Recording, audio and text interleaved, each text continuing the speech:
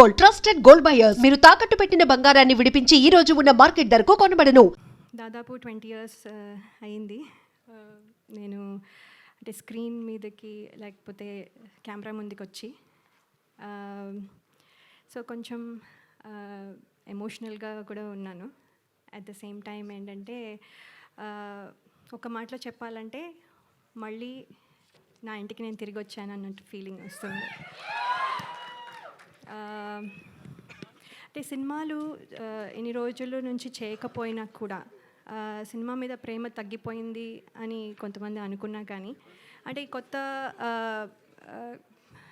రోల్స్లో మళ్ళీ అయితే కొత్తగా బాధ్యతలు, తర్వాత అనుభూతులు, ఇలా అన్నీ కొత్తవి అన్నీ అంటే ఎదురవడం వల్ల కొంచెం గ్యాప్ తీసుకున్నాను. కానీ ఇప్పుడు మళ్ళీ మీ ముందుకి వచ్చాను. తిరిగి రావడం అంటే కొంచెం యాక్చువల్లీ భయంగాను, అలాగే కొంచెము అదే సందేహాలు కూడా ఉంటాయి కాన్ఫిడెంట్గా ఉన్నా కూడా.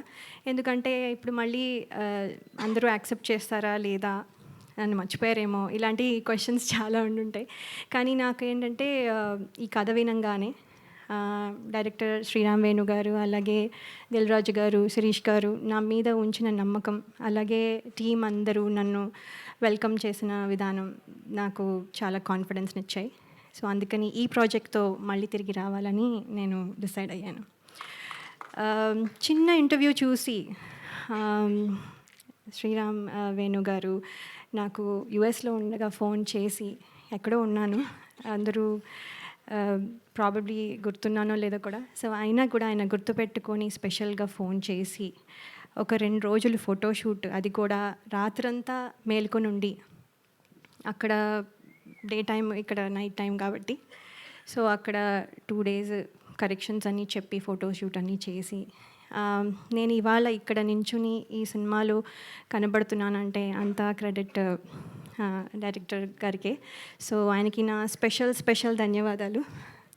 అలాగే ఎంతోమందికి ఒక ప్లాట్ఫామ్ ఇచ్చి, అలాగే ఎంతోమంది టెక్నీషియన్స్ కానీ ఆర్టిస్టులు కానీ ప్లాట్ఫామ్ ఇచ్చి, ఒక గ్రేట్ ఆర్టిస్టులని కానీ టెక్నీషియన్స్ కానీ తయారు చేసిన అలాగే దిల్ రాజు గారికి, అలాగే శిరీష్ గారికి నా ప్రత్యేక కృతజ్ఞతలు. మీ బ్యానర్లోంచి నేను మళ్ళీ, నా మొదటి మూవీ అని అనుకుంటున్నాను, నా మొదటి మూవీ మళ్ళీ మీ బ్యానర్లోంచి నేను చేయడం నాకు చాలా సంతోషంగా ఉంది. అలాగే నా స్క్రీన్ తమ్ముడు నితిన్ గారు ఈజ్ వెరీ అంటే ఆయన చాలా pleasant and very nice to work with. నేను ఇదివరకు వర్క్ చేయలేకపోయినా ఇప్పుడు అవకాశం దొరికినందుకు నేను కృతజ్ఞతలు తెలియజేసుకుంటున్నాను. థ్యాంక్ యూ సో మచ్ అండి.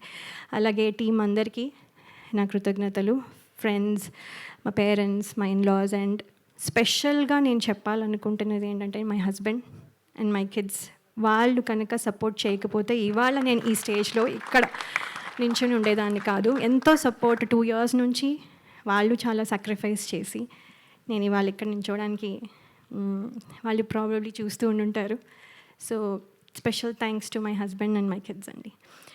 అలాగే బయటకు ఎక్కడికి వెళ్ళినా ఆడియన్స్, అభిమానులందరూ మిమ్మల్ని చిన్నప్పటి నుంచి చూస్తున్నాం అని అనడం, అవునా అని ఒకసారి అనుకున్నవి ఉన్నా కూడా అవును కదా అని తర్వాత యాక్సెప్ట్ చేయడం అలవాటైపోయి, ఇప్పుడు ఏంటంటే నాతో పాటు నా సినిమాలు చూస్తూ పెద్దయిన వాళ్ళు, అలాగే ఇప్పుడు కొంతమంది తొలి పరిచయంగా ఇప్పుడు మళ్ళీ నాతో ట్రావెల్ అవుతూ